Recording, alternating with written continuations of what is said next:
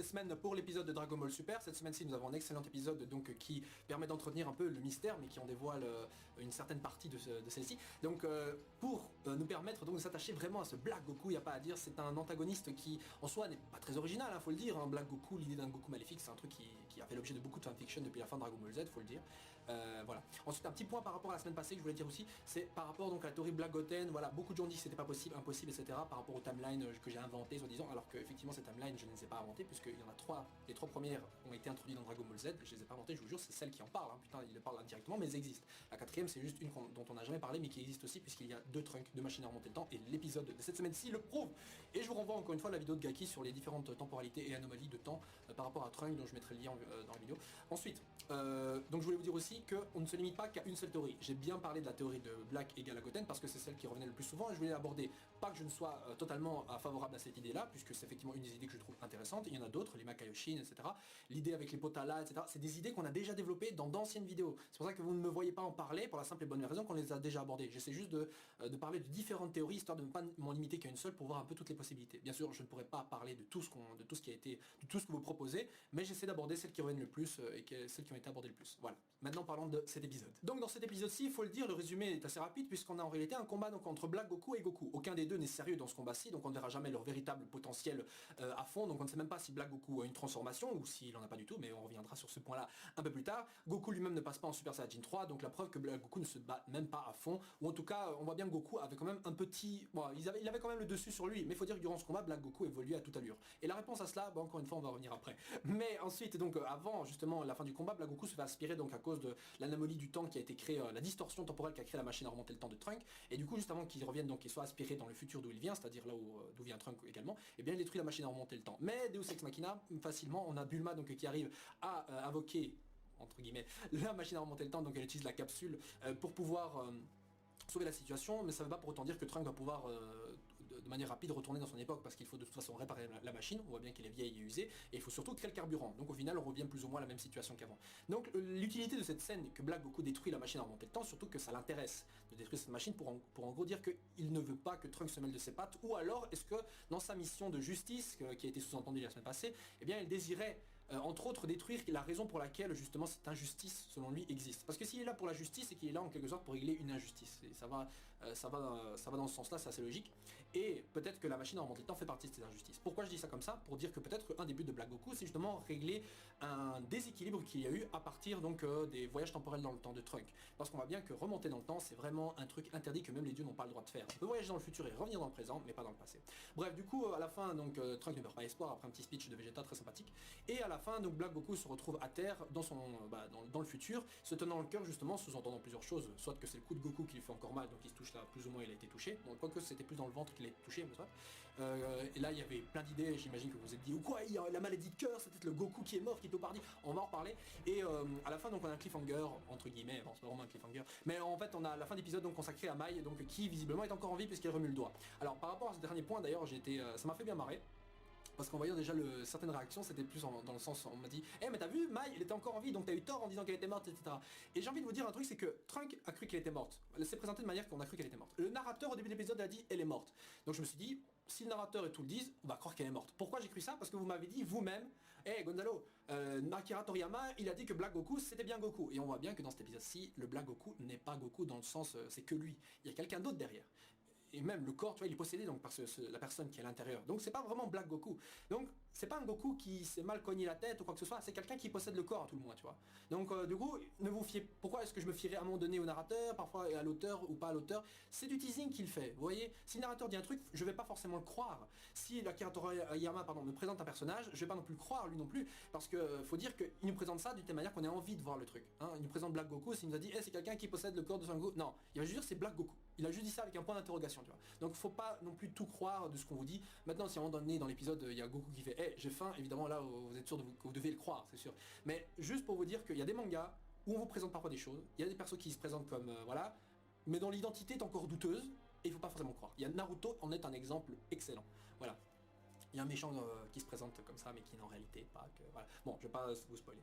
Donc, d'un point de vue de l'animation dans cet épisode-ci, je trouve que c'était assez correct. Comme j'ai dit, on suit encore une fois cette constance au niveau de l'animation. C'est pas très moche. La semaine passée, pardon, c'était il y a certains plans entre le combat Trunks et Goku qui étaient assez moyens. Cet épisode-ci contre Black Goku, c'était correct. C'était assez fluide, c'était assez dynamique. Il y a certains plans, pardon, surtout en Super Saiyan, qui étaient assez douteux, mais en grande partie, c'est bon. Au niveau de la musique, encore une fois, bon, la musique du combat entre Goku et Black Goku était correcte. C'était les thèmes qui sont relatifs à Black Goku en lui-même, donc des thèmes plutôt sombres, assez darky comme ça, qui étaient bien, qui collaient bien à la situation. Il y a une musique que j'ai détestée, c'est la musique où Bulma, je ramène la seconde machine à remonter le temps là. Putain, cette musique-là, elle me sort pas. Oh, me casse les couilles personnellement. Bon, je suis peut-être le seul, mais c'est une des musiques qui, je trouve, une des plus moches de cette OST, parce que l'OST Dragon Ball Super est sorti et il y a des super titres. Il y a une nouvelle par exemple qu'on n'avait pas entendu encore, c'était la musique où Vegeta parle à Trunks en lui disant voilà, perds pas espoir. Celle-là qui était d'ailleurs pour la situation collait très bien et que je trouvais très bonne. Mais encore une fois, le talent du compositeur se trouve dans les musiques d'ambiance sombre. Là, il fait du bon taf. Là, il fait du bon truc, tu vois. Dans les musiques de combat, heureusement ici on n'a pas trop pu analyser le truc parce qu'il a foutu des thèmes, plutôt des thèmes de personnages tournant autour de Black Goku. Donc on n'a pas pu tellement se faire une idée. Mais j'espère que dans le futur, dans les gros combats, pardon, on ait de bons thèmes. Par exemple dans le combat Goku Hit, on a eu le thème de la série en version instrumentale, tu vois. Ce qui était pas non plus malvenu, mais qui ne correspondait pas tellement à la situation qui était le climax du combat. Là on a un truc très joyeux, on se doutait bien qu'à ce moment-là Goku avait le dessus. Mais il fallait un truc avec un peu plus de punch. Rappelez-vous de la scène où Goku faisait son Kaioken x20, là, le Kamehameha Kaioken x20, contre Freezer. Là on avait une putain de musique, il y avait une musique qui donnait du courage, comme quoi en même moment Goku justement perdait pas espoir. Et après t'as une musique où il lance le Kamehameha et t'as un super thème en réalité qui est lié à l'armée du ruban rouge, mais qui a été réutilisé ici et putain qui déchirait sa race quoi. Bon, je vais pas vous renvoyer un lien parce que je pense que vous voyez de quelle musique, quelle scène je parle précisément, vous avez qu'à voir sur YouTube. Mais voilà, c'est un exemple. Donc de ce côté-là, au niveau du point de vue technique, je trouve ça pas mal, puisque justement, encore une fois, on garde un certain mystère, mais on nous offre déjà certaines réponses par rapport donc au mystère de Black Goku. Voyons un peu ces réponses. Premier élément de réponse qu'on a obtenu dans cet épisode-ci par rapport à Black, que je vais pas appeler Black Goku parce que dans cet épisode-ci, justement, il est clair que quelqu'un possède en réalité le corps de Black. Donc déjà, premier élément, c'est la rencontre justement entre Goku et Black Goku, qui dit bien à ce moment-là, donc oui, c'est un honneur, donc à un moment donné où Son Goku lui a dit ouais, j'ai envie de tester ta force, qu'on combatte et tout, il lui a dit c'est un honneur, j'ai toujours voulu, ou en tout cas je veux, bon en tout cas il exprime le souhait parce que ça dépend malheureusement des traductions, il y a une traduction en anglaise, française, espagnole, qui varie mais qui exprime au final la même chose, qu'avec le corps que possède actuellement Black, il désirait combattre Goku. Ceux qui sous-entendent déjà une chose, qui n'ont jamais combattu avant, surtout que visiblement c'est la première fois que ce genre de possibilité s'est produit pour lui, donc ça sous-entend que la personne qui possède le corps de Black n'a jamais combattu le possesseur du corps de Black. Dans le sens, si effectivement Black est Goku, si le corps qui est utilisé est Goku, eh bien quand chacun était dans leur corps respectif, ils se sont jamais affrontés. Ce qui sous-entend que la personne qui a volé le corps, eh bien quelqu'un qui l'a obtenu grâce peut-être à un piège, ou alors c'était volontaire. Ça on n'en sait rien. Franchement ça c'est le genre de truc qu'on peut pas encore répondre pour l'instant. Mais pourquoi je suis convaincu qu'il y a un échange de corps, mais en tout cas quelqu'un qui a pris possession du corps de l'autre, tout le moins, eh bien c'est parce qu'un autre commentaire du Beerus juste après, donc Beerus c'était genre oui ce n'est pas un combat entre Goku vs Goku, le ki pardon d'un des deux, donc le faux, Black, un ki légèrement différent, un ki différent, tu vois. Le ki de Black n'est pas le ki de Goku. Si les deux étaient la même personne, normalement le ki se rapproche, de la même manière que le ki de Trunks, le Chibi Trunks c'est plus ou moins le même que le ki de Mirai Trunks, vous comprenez? Et là il dit bien que c'est pas la même chose. Alors qu'on avait déjà sous-entendu les épisodes précédents que effectivement il y a un truc par rapport au ki de Goku comme une sorte de preuve de corruption, notamment par le visuel des attaques. C'est des sphères jaunes d'énergie avec à l'intérieur une sorte de noyau noir. L'aura même de Black Goku est une aura noire. Si t'es effectivement Goku, il pourrait être méchant, peu importe, l'aura reste quand même blanche, voire même aller d'une autre couleur, peut-être jaune ou quoi. Parce que comme je l'avais déjà dit aussi, les anciens méchants de Dragon Ball ont des auras, certes, de couleurs différentes, mais en général ça se rapprochait aux personnages. Genre Freezer, Boo, ils avaient des auras parfois blanches, parfois violette, voilà, ça variait. Pour Cell, il avait une aura jaune, tout simplement parce qu'il avait du sang de Saiyan en lui. Oui, c'est par rapport au personnage là, on a une aura jaune avec un centre noir, donc ça renvoie à cette idée de corruption de possession, tout le moins. Donc l'aura du corps mélangée à l'aura de l'âme qui le possède. L'âme qui est visiblement noire, négative, corrompue, et le corps qui donc représente l'énergie positive, bonne, normale, la jaune. Donc c'est encore un point. Donc du coup on a effectivement quelqu'un qui possède le corps de Black. On ne sait pas qui cette personne là, on peut supposer que c'est éventuellement le Kaioshin qu'on a vu dans l'opening, c'est-à-dire Zamasu. Ce qui s'entendrait qu'on ait donc un Kaioshin qui ait possédé le corps de Goku. Pourquoi? Ça on n'en sait vraiment absolument rien, on n'a pas vraiment d'indice là-dessus. J'avais déjà émis une théorie qui explique pourquoi Zamasu, si c'est lui le méchant, en tout cas cherchera à détruire les autres univers. Je vous renvoie à mon ancienne vidéo où j'avais exploité cette théorie. Et d'ailleurs la minute dans laquelle je commence l'explication est indiquée dans les commentaires. Donc ne regardez pas toute la vidéo, parce que toute la vidéo, c'est pas toute la théorie, hein, c'est juste la review et la théorie. Donc on ne sait pas encore trop qui possède qui fait quoi et comment il l'a obtenu. Un premier élément de réponse, c'est déjà se dire que Goku par exemple a été réabsorbé donc à son époque, parce que l'anneau du temps qu'il possède était déjà, on sait déjà que c'est un anneau possédé par les Kaioshin, mais renvoie à son époque parce qu'à la base il n'est pas censé être là. En réalité, s'il a été absorbé de nouveau dans l'ancienne époque de Trunks, c'est tout simplement parce que c'est une anomalie cette distorsion temporelle. On ne peut pas remonter dans le passé et la bague elle-même ne peut voyager que dans le futur et ensuite revenir dans le présent. Elle ne peut pas voyager dans le passé. Si par exemple aujourd'hui, donc on est lundi, et je décide de voyager avec la bague du temps jusqu'à jeudi, malheureusement je ne pourrai revoyager que jusqu'à lundi. Je ne peux pas voyager mardi, mercredi, je ne peux voyager que au moment où je suis parti. Donc vous comprenez que en gros, si effectivement la bague peut faire cela, elle ne peut donc logiquement pas revenir dans le passé. Et de la même manière, Black ne peut pas lui-même revenir à l'époque où il a combattu donc Goku et ses amis. Donc pour l'instant ils sont tranquilles. Mais là où je veux en venir, c'est qu'en gros, Zamasu ou la personne qui possède le corps de Black, où a-t-il trouvé ce corps? Dans l'époque de Trunks, il n'y a plus de Goku, il est mort. Et puis, si justement Zamasu n'a pas pu trouver d'autres corps dans cette époque-là, et qu'il a été réabsorbé dans l'époque de Trunks, c'est qu'il vient de cette époque-là. S'il venait d'un autre passé, ou je sais pas quoi, il aurait techniquement été réaspiré de la même manière qu'il a été réaspiré dans cet épisode-ci. Le truc, et ça c'est évident, c'est que si effectivement Zamasu vient d'une autre temporalité, il ne peut venir que du passé, dans le sens où il a utilisé sa bague, il vient du passé mais il a utilisé sa bague pour aller dans le futur. Il ne peut pas logiquement être... il n'a pas cherché le corps de Goku dans le passé, mais il a dû voyager dans le futur. Et on ne sait pas s'il est obligé de revenir dans le passé après, parce que je veux dire, la bague te permet d'aller dans le futur, tu peux revenir à l'époque où tu es parti, mais on ne sait pas si en gros tu peux rester dans ce futur. Ça, on n'en sait rien. C'est important de le dire parce que sinon ça peut entraîner beaucoup de confusion. Donc la seule possibilité par rapport au corps de Goku, ce serait de se dire, le seul corps qu'on pourrait trouver, c'est soit dans la tombe, si Goku a été enterré, incinéré, ça n'en sait rien, ou alors il a chopé ce soi-disant corps, cette enveloppe corporelle au paradis. Parce qu'à la fin de l'arc Cell, justement, Goku, après avoir été tué, après avoir été tué par l'explosion de Cell avec Kaio, eh bien, il a pu garder son enveloppe corporelle parce qu'il a fait des bons trucs dans sa vie, etc. On lui a donné une autorisation, tu vois. Et le truc, c'est qu'on ne sait pas si, du fait de sa maladie de cœur, il a gardé cette enveloppe charnelle. On ne sait pas ce truc-là, ça n'en sait rien. Je veux dire, les Dragon Ball, par exemple, ne peuvent pas ressusciter les gens qui sont morts, justement, de mort naturelle. Ce qui est arrivé à Goku. Sa maladie de cœur, c'est une mort naturelle. C'est une mort naturelle. Maladie, ça reste une mort naturelle. Genre tout ce qui est genre assassinat, meurtre, ça c'est pas tellement des morts naturelles, mais tout ce qui est maladie, ça rentre dans la catégorie mort naturelle. Donc on ne sait pas si parce que Goku est une mort naturelle ou pas, il a pu garder son enveloppe charnelle, parce qu'il a été tué par Cell, tu vois, dans l'histoire. Donc voilà. Donc il faudrait déjà répondre à cette question. Mais dans le cas où il a gardé son enveloppe corporelle, eh bien la seule possibilité c'est que Zamasu s'est dit ouais, on va aller choper le corps d'un puissant guerrier et il y a Goku. Donc on va choper Goku. Le truc c'est que à la même époque, tu prends le corps de Goku, c'est vrai, mais t'avais d'autres guerriers à la même époque. Hein. T'avais Gohan, enfin t'avais d'autres Saiyans, tu vois, à la même époque. Bon, c'est vrai qu'ils sont morts par la suite, mais on ne sait pas quand justement Zamasu est arrivé. Mais à tout le monde, on pourrait se dire, ouais, au moment où Goku a été tué, voilà, c'était lui soi-disant plus fort, donc ils l'ont gardé. Donc on ne sait pas quand Zamasu a pris possession de ce corps, ça pourrait être des années après qu'ils se sont entraînés, donc s'il s'est entraîné de la même manière qu'il s'entraîne dans l'histoire principale, le Goku au paradis dans le futur de Trunks a plus ou moins au moins le niveau d'un Super Saiyajin 3, ce qui correspond plus ou moins justement au niveau qu'il a maintenant, tu vois, si on se dit qu'il s'est pas entraîné avec les dieux. Donc Goku au paradis, dont corps, l'enveloppe charnelle aurait été volée par Zamasu. Alors si effectivement il y a un échange de corps, eh bien ça voudrait dire que le corps de Zamasu existe quand même quelque part. Le truc c'est que, est-ce que Zamasu volant l'âme de Goku, est-ce qu'il ne devrait pas avoir une auréole sur sa tête? Bon, d'un côté c'est les âmes qui s'échangent, ou en tout cas, ou à l'esprit, tu vois. Est-ce que l'auréole est par rapport au corps ou à l'esprit? Les deux, voilà, normalement ça accompagnerait logiquement l'esprit. Donc ça veut dire que Zamasu, normalement, en prenant en possession du corps de Goku, ne devrait plus avoir d'auréole. Donc ça pourrait être logique. La question que je me pose, c'est comment a-t-il fait cela? Et comment personne n'a remarqué le truc? Parce que je veux dire, s'il vole le corps de Goku, Goku il s'entraîne au paradis, il y a plein de gens autour de lui. Mais quand ça se fait que personne n'a remarqué que genre il se casse, il devient maléfique, il a une aura noire, genre personne ne se dit qu'il y a un problème.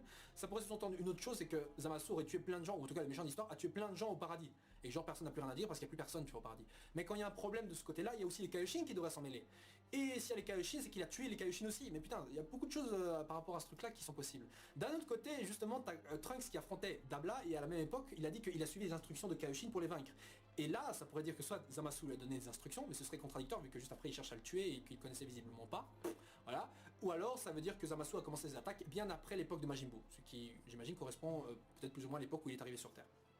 Donc vous voyez, tout ça c'est assez confus, on pourrait se dire, pourrait se poser plein de questions, mais la certitude c'est que visiblement Zamasu vient du monde de Trunks et qu'il a chopé le corps de Goku quelque part. Si c'est Goku Si c'est Goku, ça franchement on n'en sait rien. Mais on va dire que c'est Goku jusqu'ici. Donc si je dois mélanger cette théorie-là avec la mienne par rapport à l'origine de Zamasu, eh bien je dirais que justement, j'avais supposé donc que Zamasu vient d'un des univers détruits par Zeno.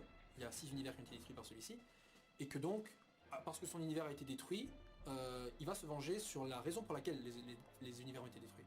Parce qu'il est possible que Zeno ait détruit 6 univers à cause des voyages temporels de Trunks qui sont contre nature et qui ont créé peut-être une sorte de déséquilibre dans l'ordre naturel des choses, qui ont créé des petits problèmes comme ça, qui sont dangereux, et donc du coup pour pallier à cela, il a dû détruire les 6 univers. Voilà. On ne sait pas trop en fait pourquoi Zeno a détruit ça. Soi-disant, c'était sous un coup de tête, etc. Mais on n'en sait rien, parce qu'il n'était pas obligé de forcément dire pourquoi il l'a fait, il a juste dit ouais c'était comme ça, mais on n'en sait rien. Donc peut-être c'est pour régler ce déséquilibre par rapport au voyage dans le temps qu'a causé Trunks, et ça rentrerait dans la même logique de l'épisode précédent où Whis justement était en train d'expliquer comme quoi voilà les voyages dans le temps, voilà ça peut causer des petits problèmes, l'effet papillon et tout, genre les voyages dans le temps peuvent causer carrément la destruction, enfin changer un truc avec les voyages dans le temps, ça peut carrément causer la destruction de planètes, alors pourquoi pas destruction d'univers, Black Goku. Donc vous comprenez bien que ça pourrait être logique donc que Zamasu cherche à se venger donc de l'univers par exemple qui est à la cause de tout ce bordel, l'univers 7, l'univers d'où vient Trunks, l'univers d'où vient Goku, etc. Ils sont tous dans le même univers, hein, voilà, l'univers de Mirai Trunks, ça reste dans le même univers. Parce que dans l'univers de Trunks, il y a un Beerus. Dans le futur de Trunks, il y a un Beerus, il y a un Whis. C'est juste que Beerus vraisemblablement dort encore, parce qu'il n'y a pas eu de prophétie de Super Saiyajin God vu que Goku était mort. Donc du coup, il dort encore, donc il est normal qu'il n'y ait pas de Beerus. Vous voyez. Mais les Kaioshin et tout, ils sont peut-être morts. Ça c'était donc par rapport à Black Goku possédé. Ça je vous laisse encore rester juge de cette question-là. N'hésitez pas à le mettre en commentaire. Ensuite, l'autre élément important, c'est par rapport évidemment à la bague de Goku. De Black Goku, pardon. Je l'ai abordé donc il y a quelques instants, mais cette bague, vraisemblablement, n'est possédée que par les Kaioshin. Il faudrait d'ailleurs se dire pourquoi nos Kaioshin à nous n'en ont pas. Et je pense pas que les Kaioshin de l'univers 6 en ont aussi. Ce qui me fait dire que ces bagues ne sont possédées que peut-être par une catégorie de Kaioshin, ou des Kaioshin provenant d'un univers spécifique. Hein. Peut-être l'univers qui a été détruit. Hein. Voilà. Peut-être qu'ils avaient des bagues comme ça. D'un autre côté, les logos qu'il y a sur la bague rappellent beaucoup les logos que possèdent justement Mira et Towa. Vous savez, les méchants qu'il y a dans le jeu Dragon Ball Xenoverse. D'ailleurs, je suis en train d'y jouer, donc du coup, voilà. C'est des logos qui renvoient justement au temps, tu vois. C'est des logos, je pense, qui rappellent le flux du temps, un truc comme ça. Donc du coup, je me suis dit que peut-être cette bague appartient à une catégorie de Kaioshin du temps. Parce qu'il y a des Kaioshin liés au temps dans l'histoire de Xenoverse. Bon, je sais que c'est dans un jeu vidéo, mais ça peut être des idées réexploitées dans la série.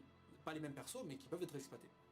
Bon, si effectivement cette bague appartient des Kaioshin, c'est que la personne qui possède Goku est Kaioshin. D'où justement le fait que peut-être c'est Zamasu effectivement qui possède Goku. Encore une fois, on n'en sait rien, donc Zamasu peut être une victime de l'histoire, peut-être le méchant de l'histoire. Franchement, ça on ne sait rien pour l'instant, mais en tout cas tout pointe vers lui. Ensuite, cette bague, comme j'ai dit, ne peut voyager que dans le futur et revenir dans le présent. Bon, ce qui constitue en fait aussi un voyage dans le passé, parce que par rapport au futur, si tu voyages dans le futur pour revenir au présent, tu voyages quelque part dans le passé par rapport au futur. C'est compliqué tout ça, ça me casse les couilles aussi, mais c'est important. Donc du coup, cette bague est utilisé par Black Goku, c'est un Kaioshin visiblement qu'il possède, mais il n'y a que lui qui l'a. Alors un artefact qui visiblement sert à voyager dans le futur, clairement c'est parce que la personne qui qui possède donc cette bague a déjà voyagé dans le futur. À mon avis, c'est ça. C'est quelqu'un qui vit de très loin dans le passé, qui l'a utilisé pour aller dans le futur, mais il ne revient plus à son époque. Pourquoi voyager dans le futur? Peut-être parce qu'à ce moment-là, je sais pas, il y avait des choses qui ont changé. Mais ça, encore une fois, on n'en sait absolument rien. C'est une bague en tout cas terriblement puissante, puisque même Whis avec son pouvoir ne permet que de remonter dans le temps, mais dans la même timeline. Et ça c'est important de le dire. Dans la même timeline. Ça veut dire que, genre quand Whis remonte dans le temps, il reste dans l'univers, tu vois. Et en plus c'est pas tout qui change. Parce que quand Beerus a détruit des planètes, par exemple, il a remonté le temps juste pour une planète, pas pour tout. Hein. Pour Freezer, et bon, il a remonté le temps pour la planète, etc. C'est sûr, mais il pouvait se limiter qu'à quelques minutes. La bague du temps, elle, ne permet pas de voyager dans le temps. La machine à remonter le temps de Trunks permet de voyager dans le passé, mais voyage dans une autre timeline. Et il en crée des nouvelles, d'où justement les problèmes de temps. C'est-à-dire que quand Trunks remonte le temps dans sa machine, il n'est pas remonté dans sa propre timeline, il allait dans une autre timeline. C'est pour ça que justement, en détruisant les cyborgs et Cell dans l'époque de Goku et ses amis, ça n'a pas influencé son futur à lui. Hein, ça n'a pas du tout influencé son époque. Lui-même a dû justement, en revenant à son époque, détruire Cell et détruire les cyborgs une nouvelle fois. Comme quoi justement, en changeant le passé dans d'autres univers grâce à la machine, tu changes pas ce qui se passe dans le tien. Et c'est important, d'où justement qu'il y ait 4 timelines. Mais bon, je vais pas compliquer l'affaire. Donc, voilà, c'était un peu tout ce que je voulais dire par rapport donc à Black Goku. Alors effectivement, à la fin, il se tient... Voilà, il se tient ici comme si justement il avait mal, hein. Ça renvoie à l'idée que voilà, le corps possédé de Goku aux maladies de cœur, en fait en possédant le corps il a encore le problème et tout. Mais d'un côté ce serait pas logique, parce que normalement le corps d'un mort ne devrait pas avoir de problème vu que c'est un nouveau corps. Je veux dire par exemple Vegeta il s'est fait sauter par exemple face à Majin Buu, mais au paradis il avait un corps tout neuf, comme quoi son corps justement est sain, il est bien tu vois son corps. Donc logiquement si effectivement Goku a disparu et est mort sur Terre, eh bien au paradis il ne devrait plus avoir cette maladie de cœur, même si quelqu'un prend possession de son corps. Vous comprenez Donc, à mon avis, la raison pour laquelle il se tient ici, c'est parce qu'il a juste reçu un coup de pied de la part de Goku juste avant. Je veux dire, dès qu'il a reçu le coup de pied, il s'est tenu ici. Et quand il s'est tenu juste après être revenu donc de l'époque de nos amis, quand il est revenu dans le futur et qu'il s'est tenu de nouveau là, à la fin de l'épisode, il y a eu un flashback où il recevait les coups de Goku. Tu vois. Donc, à mon avis, c'est lié au coup plus qu'à la maladie de cœur. Tu vois. Bon, ce serait un peu chiant déjà qu'on ait un méchant qui a un problème. Tu vois, ce serait un peu con pour le coup. Bon, un autre élément, c'est vrai que je viens de me rappeler, c'est par rapport à la puissance, à la force de Goku, enfin de Black Goku. Parce que au cours de l'épisode, il dit bien à chaque fois, voilà, cette douleur va me rendre plus puissant, et au cours du combat contre Goku, il devient justement de plus en plus puissant. Et bien, à mon avis, c'est déjà d'une part de la nature de Saiyan du corps. D'ailleurs, le fait que quelqu'un ait pris possession du corps de Goku explique pourquoi il dit à Trunks, ouais, avec ta mort sera la fin des Saiyans, parce que lui-même ne se considère pas comme un Saiyan, vu que l'âme de la personne, c'est pas un Saiyan, c'est peut-être un Kaioshin ou autre chose. Voilà. Donc c'est peut-être parce que voilà il devient plus fort à cause du Zenkai, le Zenkai étant le boost des Saiyans, donc c'est-à-dire à chaque fois qu'un Saiyan frôle la mort dans un combat, et bien juste après il en ressort plus fort, tu vois, comme Vegeta sur Terre, sur Namek, etc. Mais ici le truc c'est que il reçoit pas forcément le Zenkai vu que c'est au cours du combat. Donc il y a des ennemis qui deviennent plus forts au cours du combat, on a déjà eu des trucs comme ça. Hit par exemple, son Tokitobashi est devenu de plus en plus fort à mesure qu'il combattait Goku, tu vois. Et bah ici c'est pareil, on a un adversaire qui devient de plus en plus fort à force de combattre des gens forts. Majin Buu par exemple a appris la technique du Shunkaido, la technique du Kamehameha en voyant Goku, ce qui l'a rendu beaucoup plus dangereux, tu vois. C'est pareil ici, c'est un gars qui en voyant le style de combat de Goku est devenu plus fort. Vous comprenez à quel point justement ce méchant a peut-être un pouvoir qui permet d'absorber l'énergie, ce qui serait un peu bizarre parce que sinon on verrait un Goku fatigué, or ce n'est pas le cas, ou alors un ennemi juste très doué dans le combat, qui adore les combats, comme il l'a dit dans l'épisode d'ailleurs, et qui devient plus fort en combattant, c'est aussi simple que ça. Donc vous voyez qu'il y a donc plusieurs mystères par rapport à Black Goku. Les questions que maintenant je vous pose c'est, d'où vient le corps qu'il a volé? Comment l'a-t-il fait? Est-ce que c'est par rapport au Potala? Voilà, donc genre le Goku mort a mis un Potala, lui il a mis l'autre, hop, change de corps. Voilà, c'est aussi simple que ça. Et la dernière question, c'est pourquoi ne se transforme-t-il pas? Vu que normalement, le Goku dont il a volé le corps pourrait se transformer au minimum en Super Saiyan. Alors pourquoi semble-t-il surpris de goûter à la force de Goku en Super Saiyan? Peut-être qu'il ne veut pas se transformer. Ou alors, théorie folle, et là, je vais vous laisser sur un truc qui est peut-être pas possible, mais c'est ma théorie folle, peut-être que c'est un mystique, comme Gohan. Je veux dire, si c'est un Kaioshin, il a aussi des pouvoirs magiques. Donc peut-être a-t-il un pouvoir magique qui permet d'éveiller le potentiel. Et c'est peut-être pour ça que Black Goku ne se transforme pas en mystique. Pardon, en Super Saiyan. Parce qu'il est déjà mystique, tout son potentiel est peut-être déjà éveillé. Vous allez me dire à ce moment-là, oui mais s'il a tout son potentiel éveillé, pourquoi il devient plus fort? Eh bien parce que peut-être c'est le corps de Goku, ses limites sont repoussées, etc. Je veux dire, soi-disant il a atteint ses limites à la fin de Dragon Ball Z, pourtant il arrive à les dépasser avec le Super Saiyan Blue, avec le Kaioken, il devient de plus en plus fort. Donc des limites, actuellement, c'est plus tellement ça le problème. Et en même temps, ici, il n'est pas une question de forcément de pure puissance, mais enfin si, il est question de puissance, mais il y a aussi question de technique, en voyant Goku combattre. Donc qu'ils deviennent plus forts au fur et à mesure du combat, c'est possible, même s'il est en forme mystique, par rapport à la technique, ou peut-être par rapport à un autre truc qui lui permet d'absorber l'énergie, je ne sais pas trop. Vous voyez, je veux dire, et puis de toute façon, cette question de full potentiel éveillé, etc., c'est pas non plus un truc constant et fixe, hein. Je veux dire, regardez Gohan, soit disant tout son potentiel est éveillé, il a plus besoin de problèmes, d'efforts, etc., pourtant il est devenu plus faible. Ce qui sous-entend que pour redevenir, s'il est devenu plus faible, c'est que pour atteindre son côté mystique, il doit redevenir fort. Vous comprenez, il doit se réentraîner. Comme quoi justement le potentiel éveillé, c'est pas forcément un truc fixe, vous comprenez. Et c'est peut-être ça qu'on essaie de nous dire d'ailleurs avec Gohan, c'est que potentiel fixe éveillé, il n'y a pas que ça. Bon, maintenant si c'est pas une question de mystique, c'est que peut-être il sait pas l'utiliser. Je veux dire, Ginyu par exemple, en prenant possession du corps de Goku, il a pas pu utiliser toute la puissance. C'est peut-être ça aussi. Donc il y a plusieurs questions. Maintenant, si vous voulez une théorie folle, je vous dirais que finalement à la fin il va peut-être refusionner avec son corps de Zamasu original qui a les cheveux blancs, et en fusionnant il y aura peut-être un Black Goku à la peau verte et aux cheveux blancs et les cheveux relevés, qui donc peut-être serait le méchant aux cheveux blancs qu'avait annoncé justement Akira Toriyama, et qui est censé ressembler beaucoup à Goku en Super Saiyajin Blue. À la base, c'est pour ça qu'il a échangé les transformations.